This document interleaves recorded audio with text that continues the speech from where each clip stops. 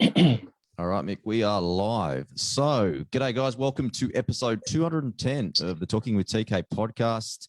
Now, today, my special guest is Michael Zerafa. Michael is a world-rated Australian boxer, currently rated number 7 by the WBA in middleweight division, also number 11 by rec. He has a record of 28-4. He's got 17 wins by knockout, and he's fought some of the best boxers in the world, including former world champions Jeff Horn, Anthony Mundine, Kell, Brook, and also Peter Quillin. Michael is a former Super Welterweight Commonwealth Champion, and he's the current WBA Oceania Middleweight Champion. Michael, welcome to the podcast, man. Thanks for having me, brother. I appreciate it, man. All right, before we rip into your story, because I'm really interested in reading that, but just with everything happening around COVID, man, like for me, I work on the stock market, so it's easy for me to work at home in the office. It doesn't really change. But for yourself as a boxer, now prepping for fights, you have to do sparring, meet up with your trainer. Can you just give the audience an idea of kind of how that's changed over the COVID break? Man, it's been absolutely crazy. Down in Melbourne, it's literally the normality here. I think it's our 6th or 7th lockdown. Obviously we've got permits and stuff that we can do, go to and from training and stuff, but we're prepping for nothing really. There's no fights. Yep.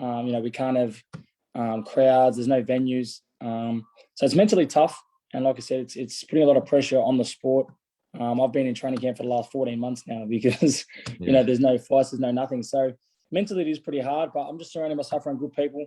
I mean, there's a lot of people affected by it. So it's not just myself, but it is tough. And like I said, it's getting worse. Obviously I've been jabbed now, so vaccinated. So hopefully, if everyone complies and sticks to the rules, everyone's laid out of their house and more than 5 kilometers out of their radius. So it's pretty crazy, but like I said, in Melbourne, it's literally normal here. Okay. Now, Michael, in terms of like sparring's so important to your preparation and things like that.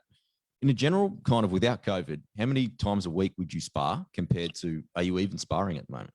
Look, I'm lucky. I've got a few, team members that are pretty good, and I can, gel off them. But in a training camp leading to a big fight, I'll spar 3 times a week. Yep. I'll get 20, 25, 35 rounds a week of sparring, and I'll do that for 10 weeks. By the end of the training camp, I would have clocked over 300 rounds of sparring. So it's pretty vital. Like I said, sparring is where you implement what you're going to do on fight day. But again, no fights are locked in. So, we're not really stressing to find sparring partners. I'm booked in December. I was booked in October. But again, because of the virus, has been pushed out the next month and just keeps getting pushed out. So, if I'm going 2-3 fights a year on Fox Sports main event, I can't even lock in a fight now because we can't get international opponents.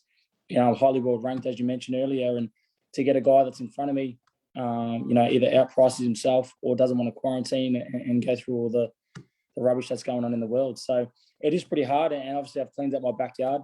There was the Tim Tszyu fight. Politics obviously stuffed that up, which, people can believe what they want to believe, but again, I'm just staying patient and just waiting for big things, man. I've done all the hard yards now, and it's basically just, soiling in a world title fight or something bigger. Yeah, before we get onto your story again, while you've got this fresh with the Tim Tszyu stuff, we may as well get this out of the way now because I'm sure that you're probably sick of talking about it. But I was so surprised just yesterday when I put up, is there any questions for Michael? I was surprised, especially a lot of my audience is in Sydney because we're a generally rugby league podcast, but we spread all over Australia. I was surprised how little people knew of your side of things. And there's always 2 sides to a story. So, 100%. Yeah. So why don't I give you just a bit of a platform now so then you can get this out of the way and then we can rip into your story. 100%. Well, obviously, I'm a fighter. It's my livelihood. So win, lose, or draw, whoever's put in front of me, and like I said, the money was huge. Why would I knock that back? The contract we got 8 weeks prior to the fight to the contract we were handed a week out of the fight were 2 completely different contracts. Going out 8 weeks, I knew it was 70-30 going in Tim's favor. I knew that I was the B-side. That's boxing. Then a week out, I complied, did all the media leading into the fight. Like I said, it was a $300,000 fight. Why would I turn that back? I chased this fight, invested 3 years into the fight, money, time, a 12-week training camp to then pull out of a week. It just doesn't make any sense. And the reason why is, a week out, they contacted us, saying, we're finding it hard now to get the exemptions and permits. And my team told them prior, look, this is our 6th lockdown. We got businesses, we got families. There's 15 of my team that said, look, we can't afford to be in another lockdown. So if you just give us the exemptions before we sign this contract, Everything will be sweet. They said, look, no stress at all. You know, it's work, it's business. We're going to make sure everything gets done, exemptions, permits, etc. Yep. We said, no worries. A week out, then we get a call saying, oh, look, you know, it's getting pretty hard to get these exemptions, these permits. We can't fly your team out either, Zerafa. We're going to fly you up the morning of the fight. We'll fly you back the same day, but we can't pay for your team. You will have to pay for that. The judges, the referee is the same referee you had for Jeff Horn. They're not neutral. There was just so much rubbish going on leading to that fight. And we never, ever pulled out of a fight, ever. We never have and never will. Like I said, it's my livelihood. It was $300,000 on the table, win, lose, or draw. Even if you knocked me out in the first 15 minutes, I was going to be 300 grand richer. That's not about the money. But in saying that, you know, this is my job. So we never put out a fight. We just said, look, you know, if you can't come to the deal that we originally signed for, do you want to postpone the fight? They said, give us 2 hours. We'll call you back. Within 2 hours, I had about 1,000 missed calls, about 2,000 messages saying, Zerafa, you're this, you're that. I was all over the media. Mate, I didn't even know. I was the last person to find out that I was already replaced. So people, again, I'm not here to change people's opinions. People, once they've already made an opinion about you, you can't change that. It is sad because people are believing the only one side of the story. You know, as I've mentioned, I've fought guys, bigger names for less money in worse conditions in their backyard. So again, win, lose or draw, why would I not, you know, why would I pull out of a fight a week out? You know, if I had no intention of taking the fight, I didn't have a gun to my head to say sign and take the fight. I did 12-week training camp. I went back and forth numerous times to Sydney for media. You know, I mean, to what, pull out of a week? I went to Sydney, crashed his fight. I've been chasing this fight, invested time and money, 3 years. I don't know, man. People can believe what they want to believe, but there was so much things that went on behind the scenes that just weren't good with us.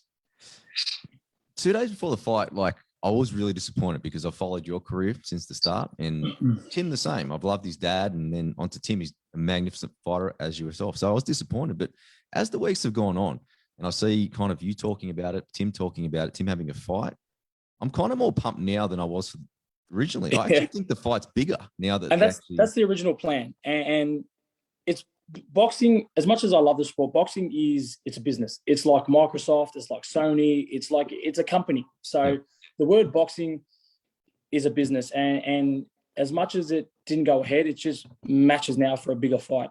And, you know, Tim apparently had Castano, the world champion, didn't happen. Then he had Harrison. It didn't happen. And it was the same excuses. Oh, they were scared. So people are starting to realize, you know, people that know the sport are starting to realize that, well, hang on, it wasn't Zerafa, because he said the same thing now for Castano, who's fought everybody in the world. He's the current world champion, so he's not scared. Then Harrison, who's beaten former world champion Charlo. You know, so these guys aren't scared to fight Tim Tszyu. Yeah, I mean, so now people are starting to click on, and they're like, well, hang on a second.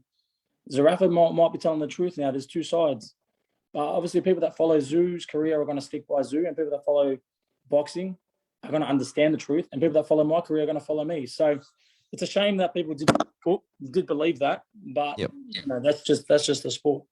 It's actually funny to see, not funny, but the emergence of boxing as an entertainment and a business, as you just described, because now it's kind of like the narrative's being created, and then all this hype that's kind of hyping up, it's kind of like a real version of WWE. Well, it's the new Mundine Green. And, you know, I've taken on that role now, and, you know, I've had conversations with people and they're like, oh, you're actually really nice. I'm like, look, you know, it's my character. You know, I'm that outgoing, that loud, you know, aggressive guy. You know, you can't have two guys in a room wishing each other the best, you know, saying God bless to each other and hugging it out. You know, you need that one guy that's going to get up there and have enough balls to talk a little bit of smack. And I've backed it. You know, like the fight with Jeff Horn, I said, you know, the biggest mistake he made was signing that, you know, that contract, and I'm going to knock him out. I went out there in the first fight and did that, and, you know, credit to Jeff in the second fight. You know, he got the win. We won all, so there's unfinished business there. But you know, I've been all around the world and I've fought some big names, and it's in my head, it's a career that doesn't last forever. So you got to go out there, make your name, make your money,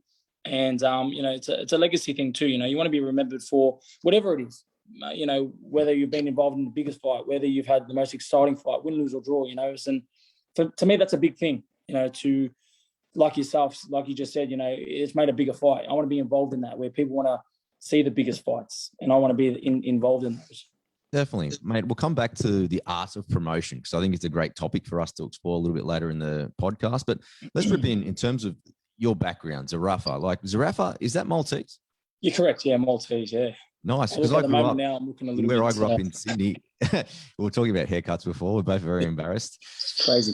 But for me, growing up, I grew up in a town called Blacktown in Sydney, and it's a very populated Maltese and also Filipino. So a lot of my friends growing up, surnames like Vela, Vasalo, Samet, like that was the crew that I dealt with, and such lovely people. But tell me a little bit about your family and how you grew up. Craigieburn, right?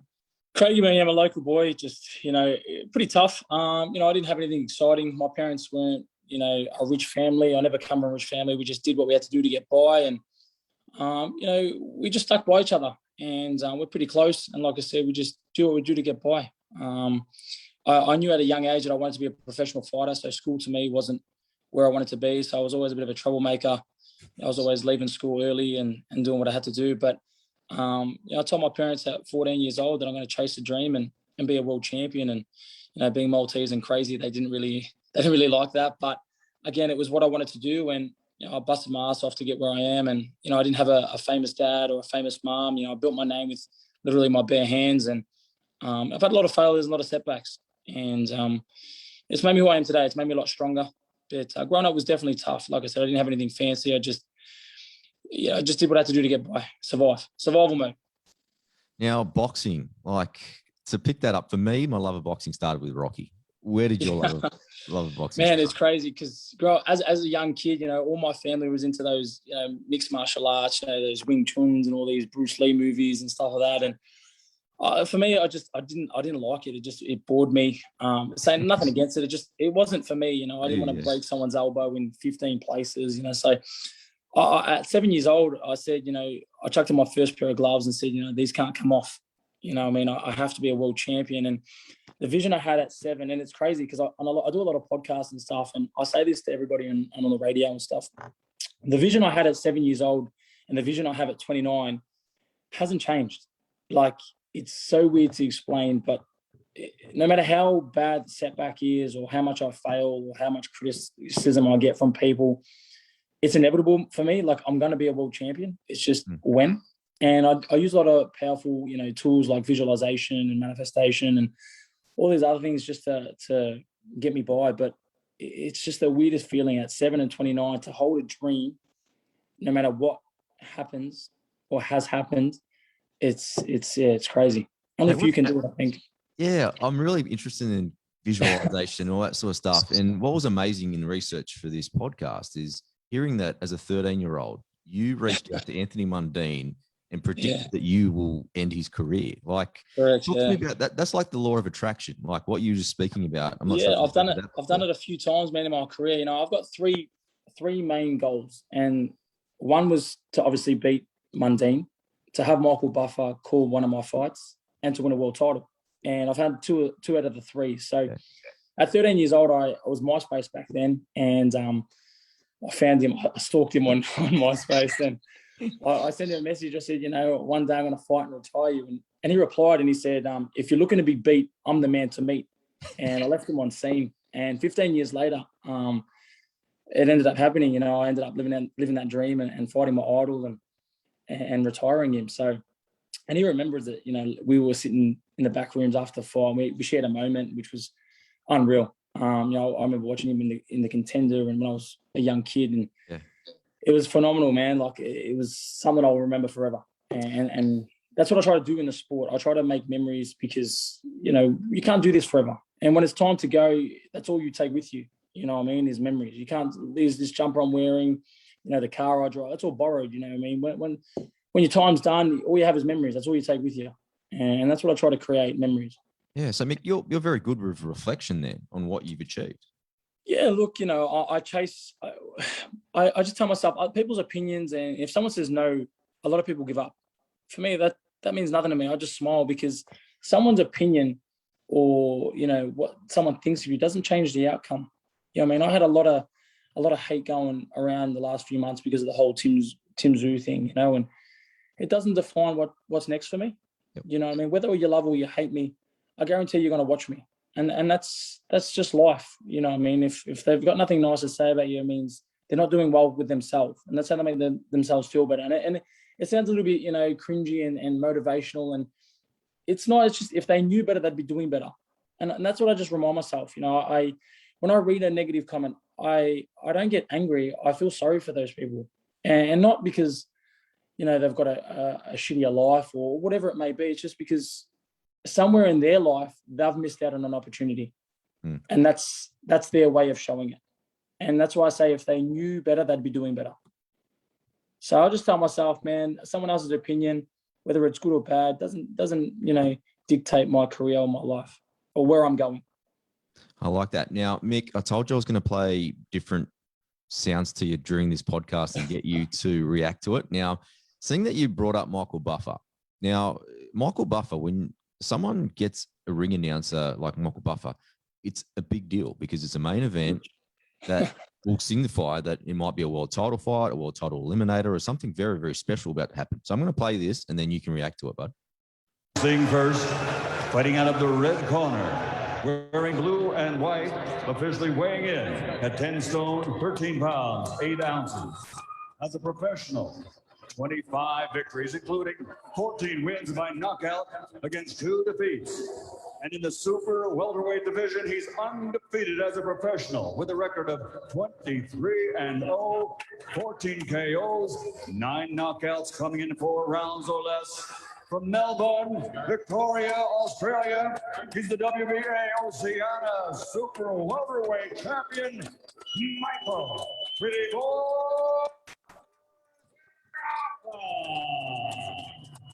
Huge, mate. Man, I started to. I want to spar. I want to fight somebody.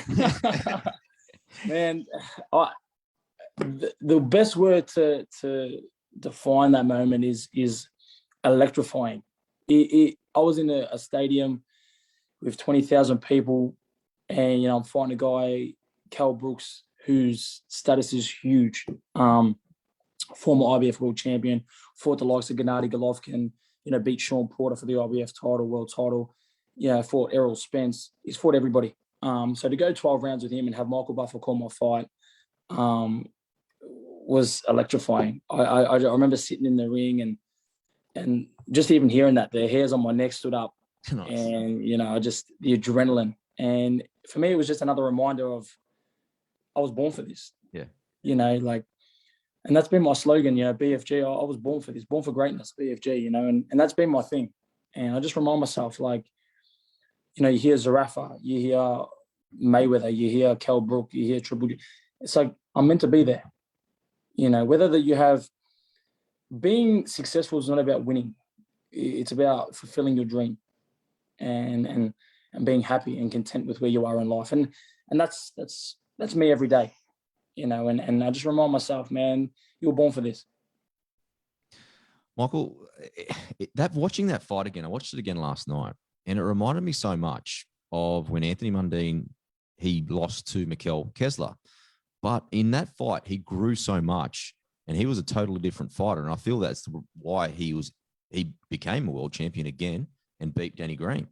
But I saw something very, very similar. Like, even though you copped the loss, and then Kell copped the W, you're literally projected in different areas. Kell has now, obviously, I think he might be retired or finishing.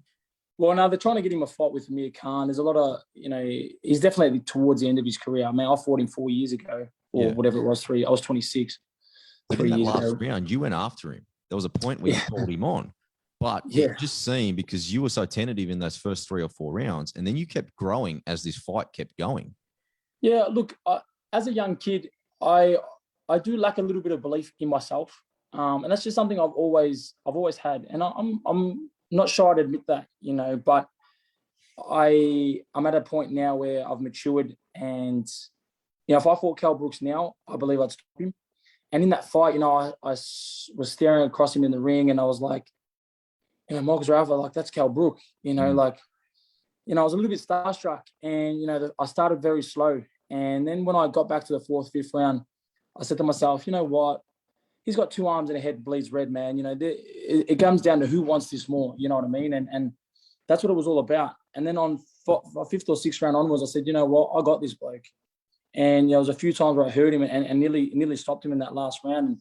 And, they come out and said to me, he said to me after the fight, he said, you got a huge future. He said, at 26 years old, I wasn't fighting Kell Brooks.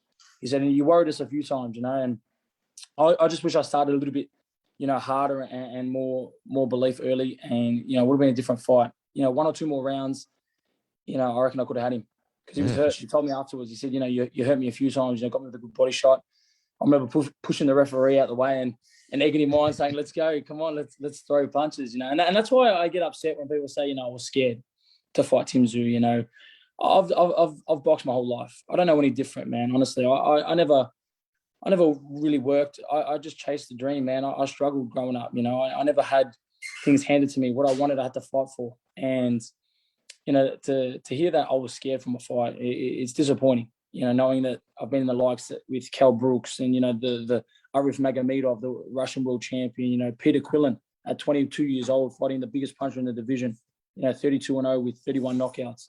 So it does frustrate me a little bit, but I mean, watching that fight, I remember having a sore nose after the first round. He broke my nose in the first round, and I went back in the ring, and my trainer goes, "What are you doing?" I said, "Mate, there's levels to this sport." But that day I grew, and I said, "You know what? I belong here. It's not my time now," and that's why I got the loss, and that's in God's hands. But I knew moving forward that this is where I'll be. Yeah. Now, Mick, just going back to your journey and your boxing journey, I've just got a question from the audience. Troy Warner, he wants to know, when you were growing up, who were your boxing idols?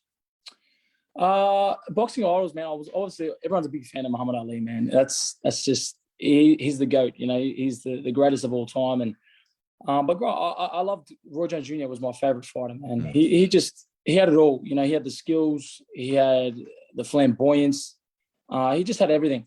And I'd always watch his stuff, and where people go wrong, is they try to imitate fighters. And if this, young dudes watching fights and stuff like that, you watch them for motivation. You never watch them to take skill away. You got to be yourself. And, people always said, I remember getting interviewed by Sugar Ray Leonard, and he goes, who's your favorite fighter? And I said, Michael Zerafa. And he took his hat off and put it on my head. He goes, mate, that's the best answer. He said, you got to be yourself. But, growing up, I loved watching Roy Jones Jr. And as an Aussie, you got to back Anthony Mundine, the man. He put the sport on the map. Those two, the feints, like the chicken feints and all that sort of stuff, incredible. He made it look. Yeah, man. He made it look, easy. He made boxing look beautiful. And you can't play boxing, man. Boxing is one of the worst and hardest and toughest sports. But he made it look pretty, And Roy Jones, and I've had the pleasure of meeting Roy Jones. He was actually ringside when I fought for the Commonwealth title. Okay. And said to me, he goes, man, you got a big future. So, the sports made me, meet some great athletes. Nice. Now, when you were coming up, your amateur career before you turned pro, I think you turned pro at 18, so very, very young. How did you convince your mum and your dad to let you fight? Oh, man, I think my first or second, they actually didn't know about it, to be honest. I kind of was like, because I was in between playing football and boxing, amateur boxing. And so I'd play football mornings on Saturdays, and then I'd have my amateur fights on a Sunday back to back. So I didn't really know. I'd stay at a mate's house or whatever, and I'd get up and fight at the Calabria Club in Brunswick. Until, I don't know, they somehow got out and they confronted me, and they weren't happy. Like I said, my parents were pretty strict being young, but they saw the love I had for the sport, and they saw, I think, my ability and hunger. That I'd never shied away from anything. If I got pushed down, I'd get back up. And I've always had that personality where, I'll learn off a 5-year-old. If I'm not, I'm older than you and I know more than you, and I'll take advice from a 5-year-old and I'll think, you know what, you're right. You know what I mean? And if they can see something that maybe I can't, I'll take that. I'm like a sponge, man. I've got a 13-year-old cousin that I learn from every day. You know what I mean? I'm just like, it's pretty switched on, you know what I mean? And whether you're older, you're younger, it's all about learning. And every day I'm always learning and bettering myself. Mate, I've got to ask, while we're saying, how'd you ask your parents permission to go box? You've got a stack of tattoos, man. Tell me your favorite one, and what age was your first one? Oh man, don't even get me going with my parents and my tattoos. I secretly got my first tattoo. I'm covered, but my first tattoo, I was literally naked. All I had was my last name tattooed down, which was a shocking tattoo and a shocking decision. It was it just had my last name going down my arm, and that was it. And I ended up coming home, and I hit it for about a month. And then I convinced my older sister. I said, "Oh, like, let's do this and let's do that." And she took me to the dodgiest tattoo joint I've ever seen in my life. And we started adding to it. And then I should end up showing my parents. My mum nearly had a heart attack, and I reckon I got the belt somewhere along the line. I was about 14. I was only 14 years old, remind you. So wow, jeez. My parents freaked out. And then I convinced them. I said, "Look, if they said to me, if you win this next fight," and that was for the Commonwealth Games trials, I think it was. They said, "If you win this fight, you can add to your tattoo." And I kept winning. And every time I was winning, I was adding to my tattoos. That was like my reward. Okay. And then, they just ended up, like I said, it's become a habit now. I'm nearly 30 years old. So, I mean, they don't really care now. But it was a shock at the first time they saw me. Before I take you to the debut, Michael, if you didn't decide to be a boxer, what do you think you would have been? I've had a lot of loves, in different areas. I wanted to be a barber. I wanted to do construction. I wanted to open up a gym. Yeah, I wanted to be a politician. There was so many things I wanted to do. I wanted to be a chef. I mean, I just knew I wanted to be a boxer. And for me, everyone says, "Oh, what are you going to do after boxing?" And I'm not even thinking about that, because I'm so caught up in what I'm doing now, and I'm not even thinking about what I'm doing after. But my two would have been either a barber, open up my own, salon and making it like, with a pool table in there, with a PlayStation, big flat screen TV, and just make it a really, really hectic place. Or I would have been in construction, I reckon. Nice. I like the idea in the barbershop, because for me, I was just relaxing, and I'm just picturing just giving some fades. I want my barbershop to be like, where all the boys go and get away from their wives and just chill. And I think we're very similar, because I go every Thursday night after work.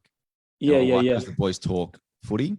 Yeah, we'll just catch up on life, ask them about their family. They ask me what's going on in my life, and it's just a chill voice, like you That's said. what I mean. Yeah, for me, it's like when girls go to get their nails done, and they're talking about their goss, whatever. For me, when I go to the barbershop, it's boys. It's like a family there. They're having like their shots of scotch or whatever. They've got the TVs going. It's just where the boys hang out. And if I ended up going down that path, I would have really invested and made it like a pretty cool just home for the boys. Nice, I like it. Now, second sound I've got for you, mate. Inches tall, tonight wearing black shorts with yellow trim and fighting out of Craigieburn. This man was a state Golden Gloves champion in 2010. Ladies and gentlemen, please welcome Michael Pretty Boy.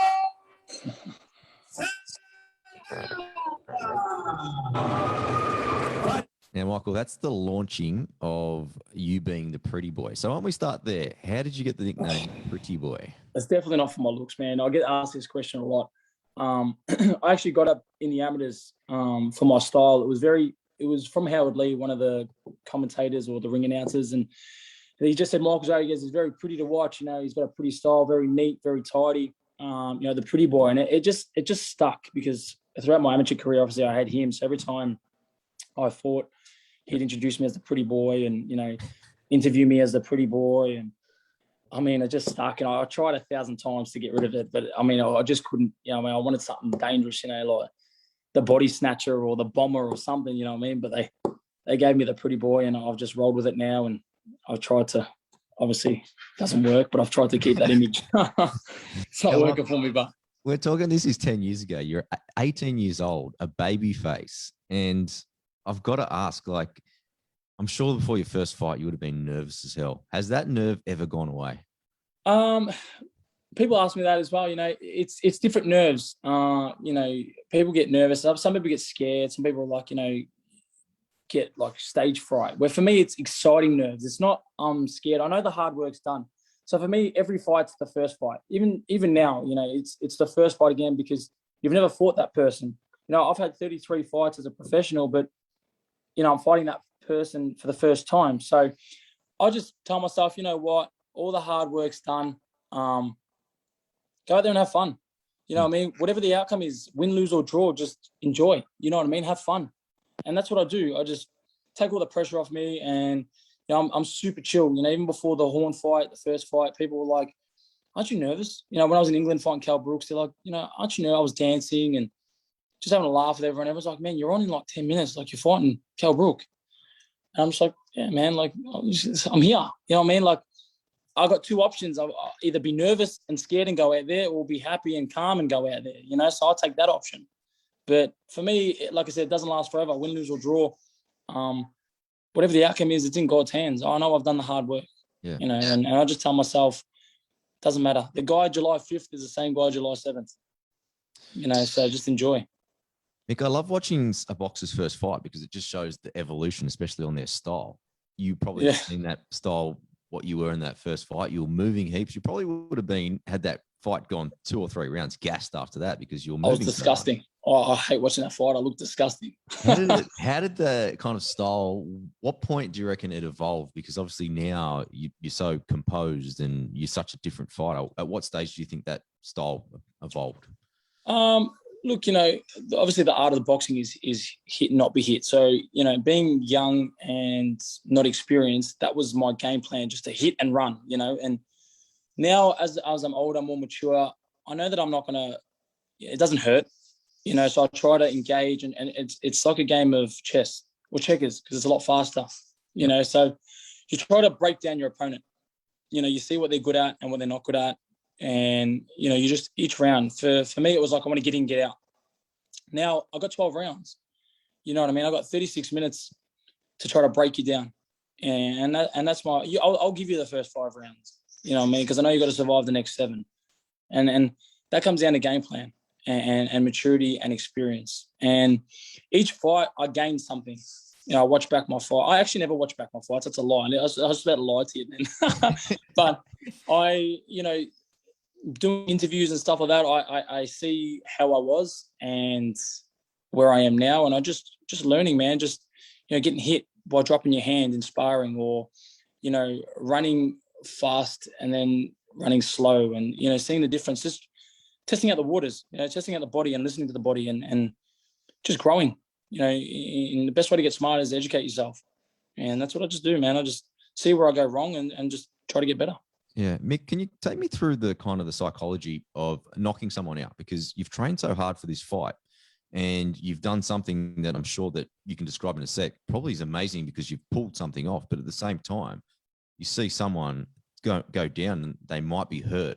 Like, how does that mix of emotions fall with you?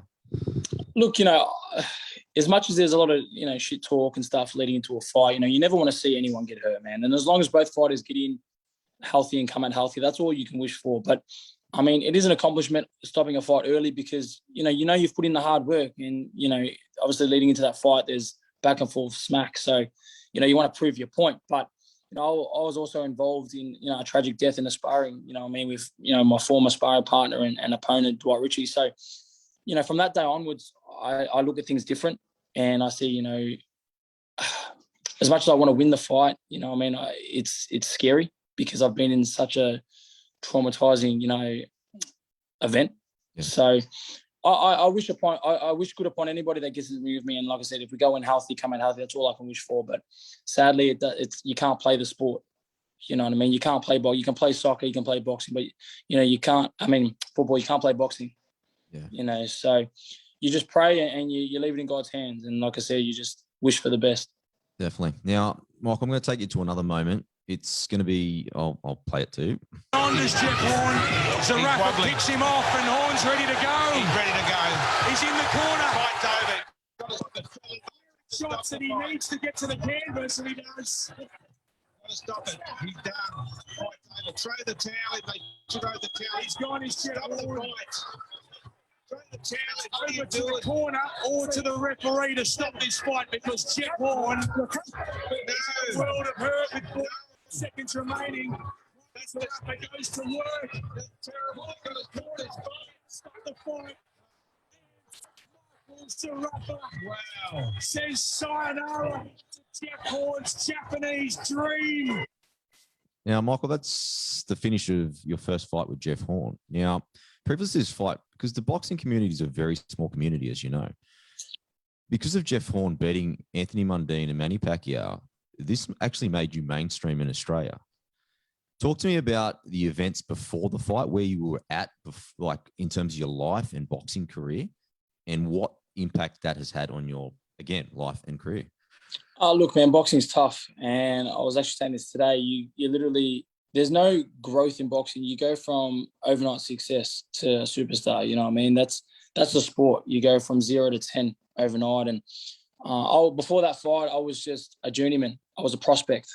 And I knew when they gave me that, when they called me and they said, Jeff Horn's picked you for an opponent. You know what I mean? What do you think? And a few people are like, he's beat Pacquiao and he's fought big names. He's tough. He's a former Olympian. Zerafa's got no chance. I said to them, I'll fight him for free. I knew I was going to beat him, and I called it. I said, even when I knocked him out after that fight, they gave me the microphone. They said, I said, why is all surprised? I said, I called this 12 weeks ago. I told you I was going to knock out Jeff Horn, and I did. And, that it put me on the map. It made me world class. I moved to number 4 in the world, and I was a serious contender for big names, huge names. There was talk about me fighting guys like Pacquiao and Triple G and all these big names. And, so I'm grateful they gave me that opportunity. But, again, like I said in the earlier, I was born for this. It's inevitable for me. I knew it was always going to happen. If it didn't happen then, it was going to happen now or in the future, So I've just got to – it's all about being patient in the sport. And I do struggle with being patient because I wanted to be a world champion 10 years ago. But as I'm getting older, I'm starting to realise that, good things really do come for those who wait and work hard. And, that was always going to happen. And, me being a world champion is going to happen. You know what I mean? So 10 years ago, in God's plan, I was going to fight Jeff Horn. And 5 years from now or 2 years from now, I'm going to fight and win a world title. And that's what I remind myself, and I visualize that every day. And if I'm at the gym and by myself shadowboxing, I'm at the MGM in Vegas, with a sold-out crowd watching me shadowbox. If I'm driving my little Toyota 86, I'm in a Ferrari, and I visualize everything. I'm in the shower, I'm shadowboxing, I'm walking down Coles, I'm shadowboxing, and people are watching me, and it's just the key to success, I think. And I just, it's so powerful. It's super powerful, and that's what I did prior to that fight. I said, you know what, I'm going to knock him out. I know I'm going to knock him out, and if you speak it loud enough and you believe it, it eventually happens. No, I love that, man. I love that. Now, in terms of, we just spoke about you going from a relative unknown to being pretty much famous across Australia. Did you have to make any adjustments in terms of lifestyle or anything like that, handling people? Yeah, it was a little different. After that fight, everywhere I walked, everyone knew who I was. And again, I knew it was eventually going to happen, but I didn't think it was going to happen as it did. What I had in my head and what it actually was two different things, So I'm walking down the street with a Zerafa trackie. Everyone's like, oh, man, we'll get a photo, this and that, sign this, sign that. And, people asking me for signed gloves and signed merchandise and this and that. And, well, this is cool, this is like another level, But I never changed as a person. I never let that get to me, man. The same people I had back then, I still have now. And I'm not a fancy person. I don't like fancy things. I'm pretty chill, And like I said, but it definitely was weird at the start. But now it's okay. It's pretty cool. Now, I know that the Horn number 2 fight, it cost you a big fight, I think by memory, in Japan. How much did the distraction, because I remember watching your press conference and a lot of the promotion leading into the Horn fight was built on the back of a narrative of him costing you a fight. How much do you feel was that a distraction to the outcome in the second fight? Look, man, I had a lot of things. Again, credit to Jeff Horn and his team. I'm not that fighter that says, this and that, like excuses. But for me, on a personal level, I remember just before we walked out, my brother looked back. He leads the way and he goes, "You ready? You ready?" And I said, "It's not our night tonight." This was before I even went out there. And I said, "It's not our night tonight." I said, "But we're here." Obviously had the death of Dwight Ritchie, 3 weeks prior. I had to bury one of my good friends and sparring partners over 14 years, a week before the fight. I had a lot of things, that played a huge role. And it wasn't a different Jeff Horn. It was a different Zerafa. Same Jeff Horn, different Zerafa. And for me, I didn't want to be there. I walked out and, just the hostility, the crowd, the atmosphere, just the leading to the fight, just everything was wrong. And again, you don't get everything planned. But I just struggled to adjust a little bit. But for me, again, that's why I said I fight no matter what. I fought for the fight fans because they deserved that fight. They wanted to see that fight. I could have knocked back that fight. I said, you know what, stuff your rematch. I'm getting the Murata fight. he would have costed me 40, 50 grand, but I would have made $1.3 million. So I would have made my money back. But that's not me. And that's why it frustrates me when people say, oh, he's scared, he didn't fight. I mean, I could have made my millions, you know what I mean? And fought for a world title and lived out my dream. But I didn't do that. I chose to give him the rematch and stick by the contract and do what I had to do. But, you know, again, when I got in there, I was like, you know, it's just not me. I just didn't feel it. You know what I mean? I started slow. Again, and even at 60% that I fought, I still won the fight. You know what I mean? I got robbed. I got stitched. But credit to Jeff. He was tough enough to stand there for that 9th round and pull through a shot from God, as they call it. Everyone calls it a shot from God. No one talks about to pick that God back up. You know what I mean? But credit to him and his team. He fought a much better fight than I did. And, you know, everything happens for a reason. Yeah. Michael, you had a significant, from just the naked eye, just an advantage in size over Jeff. And he's not small. What do you walk at? Everyone thinks I'm big. I'm tiny. You know, the question that everyone says to me when they meet me is, oh, you look so much. If I had $1 for every time someone said, you look so much bigger on TV than in real life, I wouldn't need to box anymore to make a living. Because everyone thinks I'm this gigantor, 6'6", you know, muscly.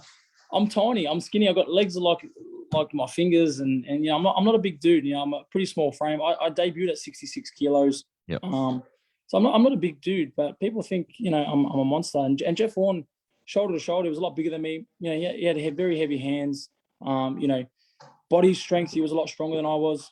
I just, you know, my boxing brain and IQs, when it's on, it's on. You know, I've been all around the world, and Freddie Roach and the biggest names in the world have said, man, when this kid's on, he's unbeatable. And a lot of fighters say, you know, if you give Zerafa confidence or he gets his distance, it's all over.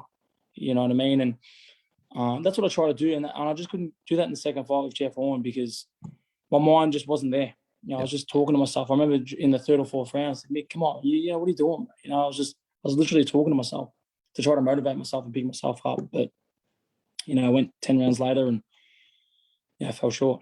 Yeah, Mick, do you think there's a different fighter physically, 72 kilos to then the division under at 69? Big difference. People think, 72, Zerafa's a lot stronger. I'm more dangerous at 69. You know, I'm a lot fitter, a lot sharper, a lot quicker, a lot more explosive. And, you know, 69 is my division. But I cleaned out that division before Tim Tszyu, you know, came out of the woodworks and did what he had to do and used his dad to get where he is. You know what I mean? I was cleaning out that division. So I was like, you know what, I'll go up. And I was winning in that division too. And then beat Jeff Horn and then had the loss. And then, you know what I mean, I was just campaigned at 72 because I got high world rankings as a middleweight. You know what I mean? And obviously I've got a proper team now who, you know, implement proper strength training and size and eating and nutrition. And so I'm a comfortable and strong middleweight. Yeah, I wanted to talk to you about your team. How do you go about picking who gets to be in the corner of Michael Zerafa? It's a very hard decision because, you know, a lot of people play a huge role. You know, obviously I do all the fighting when it comes to fight night, but leading into in a 12-week camp, there's a lot of people that, you know, do so much for me. And to only have 4 people in a corner, it is very hard, you know. So I just try to go with comfortability, who I feel safest with. And obviously Sam LeBrun, my head trainer, because we're obviously in the gym every day with each other. And, you know, he becomes like a father figure because he's with me 24/7. You know, I see him more than I see my family. So obviously he's in the corner and I trust his judgment, who he needs. And he picks one and I pick one, you know what I mean? So who I want, normally I have my brother or, you know, like my uncle or someone next to me and then he picks who he needs. But for me, it's who I feel most comfortable with. Yep. Because, you know, having my brother, he knows, you know, how I am, how I feel if I'm hurt. You know what I mean? Obviously, Sammy, my head trainer, knows me back to front. So we just gel off each other. But it is very hard to make a decision because everyone's like, oh, what about me? Can I be in your corner? Thinking it's, you know, I'll just bit bucket and you know, I'll do this, I'll do that. I'll chuck you a lolly halfway, you know, 6th round, I'll give you an Allen snake, you know. So it is hard. But, I mean, look, you know, it's business. And I just go there. And as soon as I walk in the stadium, it's a different mindset. You know, I'm laughing and having a joke. But as soon as I walk through those doors, as much as I'm still laughing and having a joke, it's a different mindset. I'll flip the switch. And that's the difference between good and great. You know, I mean, good fighters are just, oh, yeah, we'll go through the motions, where a great fighter will flip that switch. And, you know, 5 minutes before, you know, you walk out, they knock on the change room and say, you know, Zerafa, you're on in 5 minutes. You know what I mean? And that's when it all zones in. And that's, you know, when you're walking out, you know, telling yourself all the hard work's done, man. It's showtime. Yeah. Can you describe that ring walk, Michael? Man, it's such a short walk, but you think of everything in 29 years. You know, I mean, it's a 2-minute walk or a 3-minute walk out, but you know, as soon as the doors open, the lights, you know, you see the ring, it's a dark room and a stadium full of people with cameras, and you're just walking through the crowd. And I just tell myself, man, this is, again, I was born for this, man. You know, I wouldn't want anything else. It's the worst and scariest place to be, but it's the best place to be in the world, and I wouldn't change it for anything. And you know, when you get in the ring, just before I get in there, I do my walkout, I do the sign of the cross, and I turn around and I look at I scan out the stadium, you know, from start to finish, and I really embrace that moment before I get in, and I just take that deep breath before I walk in. As soon as both feet hit inside that ring, it's showtime. Nice. And you know, it's kill or be killed, and a different fight enters. You know, Michael Zerafa walks out to the ring, but an animal gets in, and you know, it's such a weird feeling, and not many can do that. You know, not many can flick that switch, and that's the difference between, you know, your Manny Pacquiao's, your Floyd Mayweather's, to your local guys. Yeah. Now, I got one more topic before we hit some fan questions. Now, do you need some water before we continue, mate, or anything? No, I'm all good. You're all good? Okay, all cool. Good, I like sipping on it. Just no, you sound perfect. I just know that with sports people, like, they need their water, so I just want to make sure you're hydrated. Good, I need a haircut. I can't keep looking at myself all this, mate. It's shocking. Now, we touched briefly at the start of the podcast, mate, about kind of the art of promotion and the business side. Now, I want to play a few clips to you because I love the way that you've actually kind of evolved in this over time. So I'll just play a few things and then I'll get a few reactions of kind of how you come up with this and, you know, the tension between the two boxes and things like that. On that day. Reach, you got nothing. Height, you got nothing. Speed, you got nothing. Youth, I've got you covered. Looks, mate, it's pretty self, you know, you can see. I've got everything covered, mate. You're definitely overconfident. No, he said his confidence here. We can tell his confidence up here. You do make it easy for someone to say, would you like to punch this person in the face? So, fair enough by Jeff Horn, but mate, I like it creative, but you've got to have the balls and to be the heel. Like, yeah, look, yeah, and that's the thing, you know, if I went out there and said, you know, oh, Jeff, you know, you're a good fighter, you're strong, you know, in the first fight, you know, you caught me with a few good hits, all the best, man, nothing but love and respect.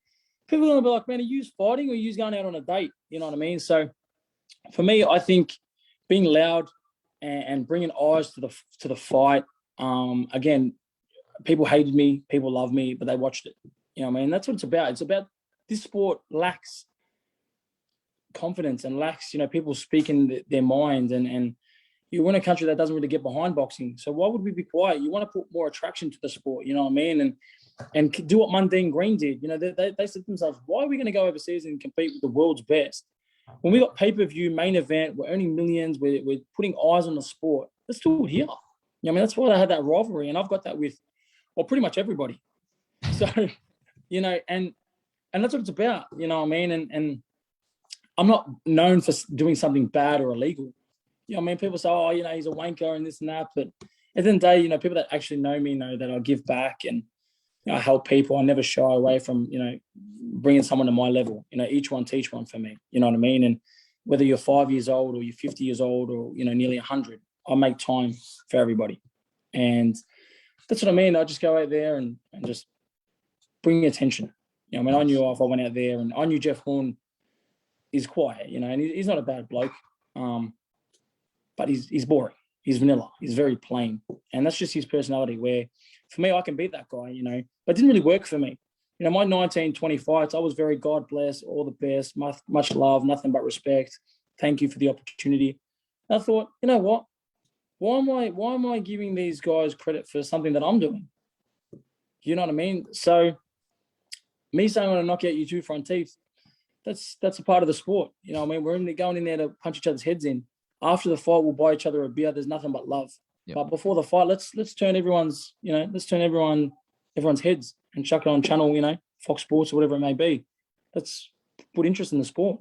Yeah, definitely. So for me, like I said, whether you love or hate me, you're either going to watch me to win or you're going to watch the other guy to bash me. So. All right, Michael, you know, the next one's one of my favorites because it's two heels coming together, and I like it when two bad boys come together. So I'll play you this one. Oh, God. You got 12 weeks, bro. You're passing the torch. Yeah, we'll see. You ain't never gonna get the torch, bro. You're not gonna never have the torch. You'll you ain't see. good enough to have the torch. We'll see. That's why. It's all on camera now. Brian. You've said it. It's all on camera. That's why I told Brian. No Set excuse. that fight up. No excuse. Set that fight up. I told Brian. Set that fight up. Did I tell you, Brian? Set that fight up. I want to get him. I'll beat him. And when I beat him, I shock the world. Now, Michael, the great thing about this is you don't have to carry the promotion by yourself, which obviously sometimes at times can be draining on you because you have to do everything. What was it like? Because Anthony's the best in the business. He got it. Like, people came and paid for him to get knocked out, and he literally never did until the end of his career. Yeah. You're probably in the same path where people are actually paying now to watch you lose, but that's a very strong position. How did it feel when two bad boys came together? For me, I mean, I've got nothing, but it's hard to hate Mundine. I mean, as a kid, man, my bedroom walls had Mundine posters, and yeah, I mean, for me, I had a little crush on Mundine. You know what I mean? He was the man. You know what I mean? So for me to be in a press conference knowing that 10 weeks from now I'm about to punch on with Anthony Mundine was cool. You know what I mean? I didn't have hate. It was like, man, this is unreal. You know what I mean? So, but I've had a lot of press conferences where I don't like the person, so it generally is bad blood. But in that particular moment, I was just grateful because I'm in the presence of a legend.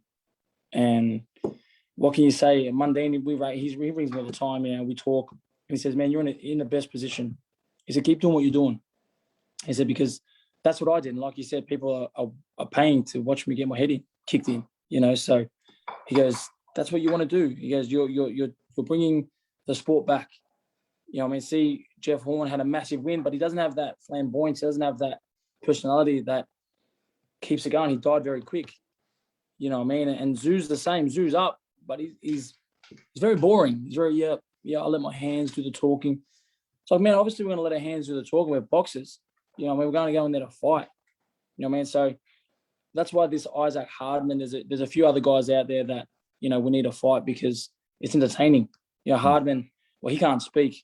You know what I mean? So I'm looking forward to having a press conference with him because he's just illiterate. He's got no idea. All he knows how to say is you're a flea bag. So, I mean, for me, it's going to be grouse jabbing his head off for 12 rounds. But, you need to have an ego. You need to have confidence.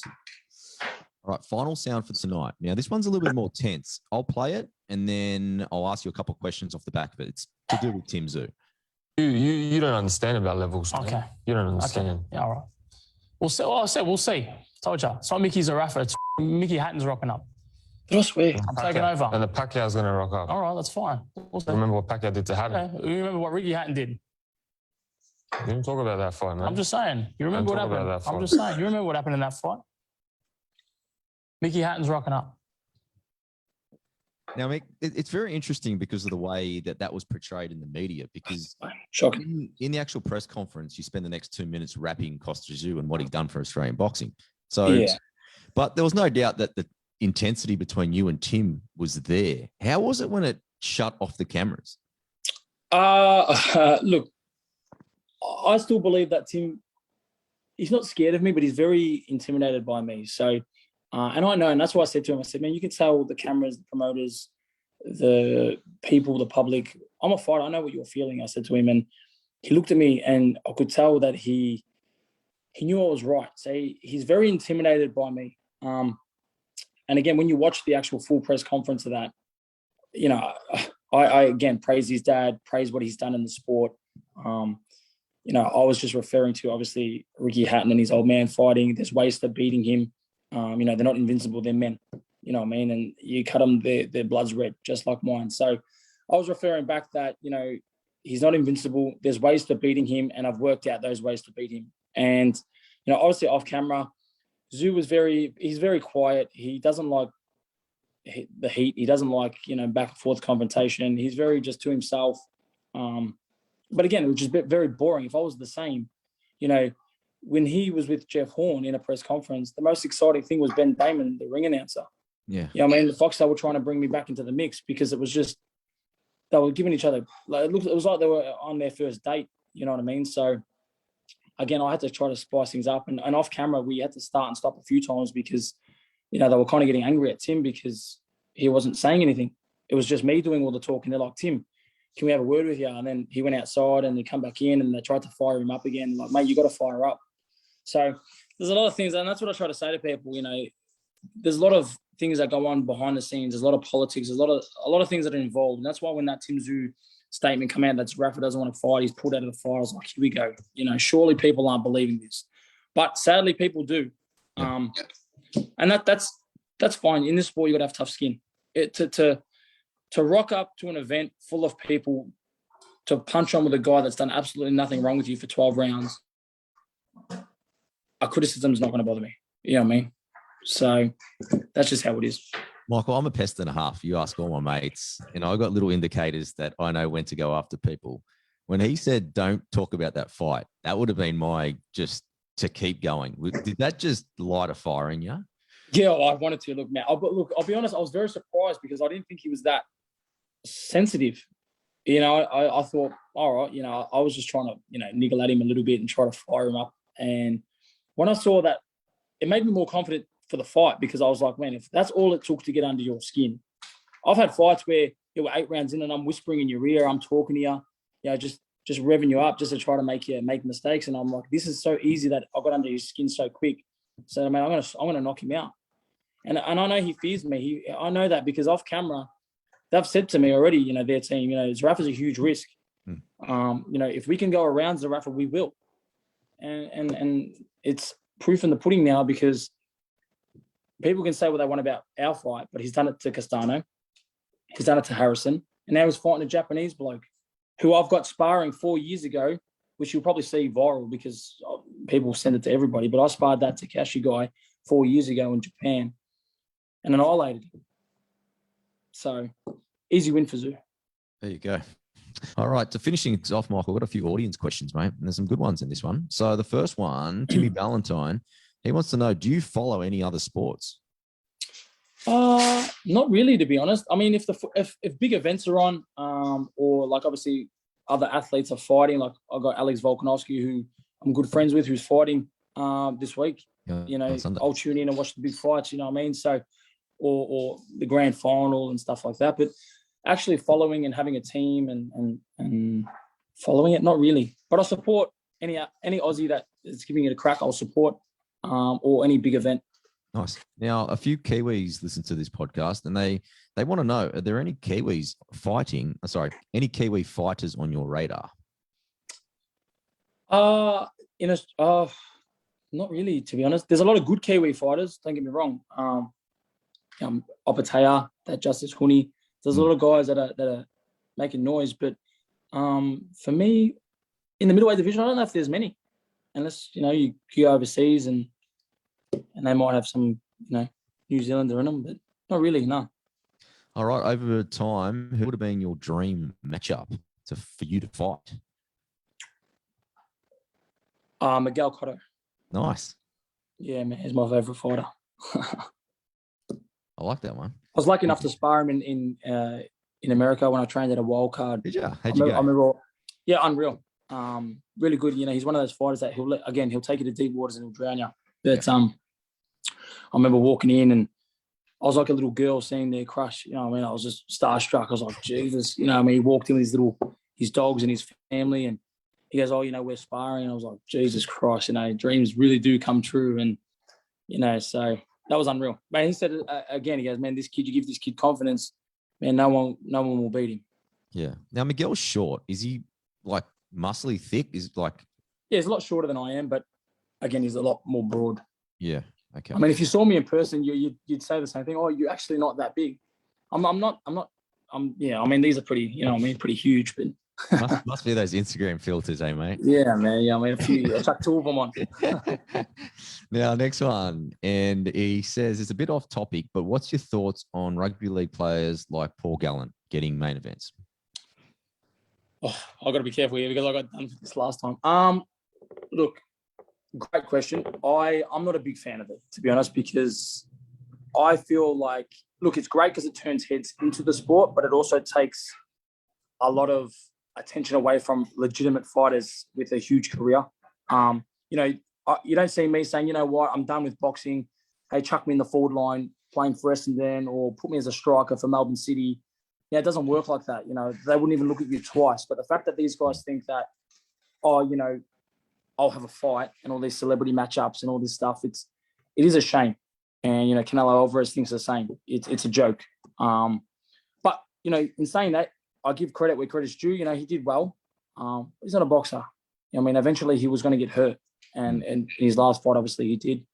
I'm not a big fan of it. Like I said, if it was even in all sports, as in, I could retire tomorrow and transition to playing for Essendon AFL, sure, it's even. But the fact that these guys think that I'm done with my career, I'll just go to boxing because it's, it's just my way out. And they get main event, prime time, Fox Sports. It's like, Jesus Christ. You got guys like George Kambosos who's fighting for 4 world titles against Teofimo Lopez. Yeah. He hasn't even gotten any coverage from Australian boxing. How do you think George will go, mate? Look, I'm good friends with George. We talk every now and then and we touch base. But I think he can do it, man. Look, it's a huge ask. It is. Look, you got to – I'm a very honest fighter and a very honest person. He's asking for the impossible, pulling off the impossible. But if anyone could do it, it'll be myself and Georgie, because I know the hard work and dedication and how he trains and his mindset. We're very similar. Outwork your opponent, because if you're tied in the 12th round, he's on his deathbed. Because they're not doing the things you're doing. You're putting in 3 or 4 sessions. You're up early, you're up late. You're by yourself in the gym. You're working, not when everyone's watching. It's when no one's watching, when you're putting in the work. And that's what Georgie does, man. So, he's going up against a real competitor, a beast. But, I'm back in the Aussie, man. I'm back in Georgie to bring it home. Yeah, I love Georgie. He's similar to yourself. He understands the heel roll and he knows how to man, talk. He doesn't. That's exactly right. You got to go out there and sell yourself. Like I said, me and George, we don't have a famous, father or a famous mother or a famous cut. We just grind, man. We just outwork our opponents, and when it's time to shine, we shine. And sometimes you can give 200% and fall short. Those fights that I had, that was my 100% at what I gave.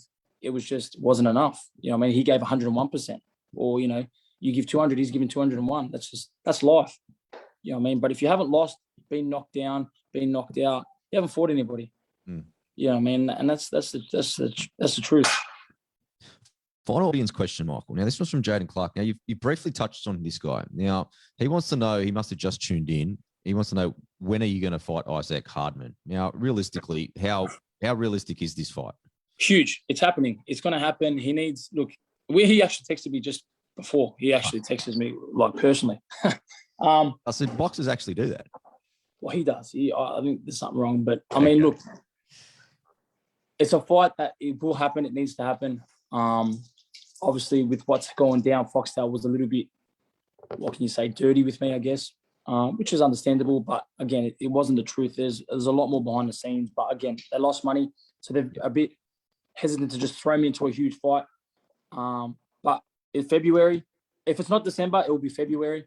And I can't wait to teach him a lesson. The fact that people think he can beat me, that's good. It just puts more fuel in the fire. But nice. That fight definitely will. Melbourne boy as well, Michael? No, he's a Brisbane boy. Okay, gotcha. It's a little bit. And he talks a lot of smack. And look, I don't think he's a bad dude, and I don't hate anybody. But he needs to be. His ass needs to be whooped, man, big time. I like it. Now, final question is one of my final questions. Now, every guest I have on, it's my dinner party question. Now, Michael, you've got 5 invites to a private dinner party. Now, only rules, no family or friends, but you can invite anyone dead or alive. Who's the 5 people you would invite to dinner? Oh, Jesus Christ. Prince. Yeah. Who else have I got? I'm a big fan of that little Hasbulla. Mate, he makes me laugh every day, bro. I'd love to have dinner with that little dude. He's like 19 or something. Yeah, 21 or something. Yeah, it's crazy. Man, I'm obsessed with him. He's grouse. So I like how he picks on, like, he just picks on his mates and smacks him in the. How's his overhands? They're perfect. I saw him doing some push-ups and some shadow boxing the other day. I think I share at least 2 videos a week of him. He's on a level. I mean, who else would I definitely Muhammad Ali. You got Muhammad Ali, Prince, Hasbulla, Michael Jackson. Big fan of Michael Jackson as well. Nice. Who's another one? I'm trying to think. And maybe The Rock. The Rock, I like it. Dwayne Johnson, yeah, maybe him. He's pretty inspirational. So, Us Buller's just going to take over, but mate, he's man, 100%. I'll just be chilling with him while these guys are having a conversation. Me and him are just stirring the pot. Well, Michael, you've been brilliant, mate. Appreciate you joining me. Before I let you go, Instagram, you'll find him at Michael_Zerafa. Facebook, you'll find him at Michael Zerafa Official. Anything else that you want to plug before we jump off, mate? Man, I just want to shout out to obviously yourself for giving us the time, man, and for everyone that tuned in, listening. Nothing but love and respect, and stay positive in these tough times. And if there's anything I can do to help, whether you hate or you love me, I'm here. Just reach out, and I'll give you some help. Nice, Mick. Very good words. Can't wait to see this Isaac Hardman fight now. Can't wait to see you back in there with Timmy Zoo. But all the best for the rest of the year, my man, and looking forward to seeing you back in the ring soon. Appreciate it, brother. Take care, man. Stay safe.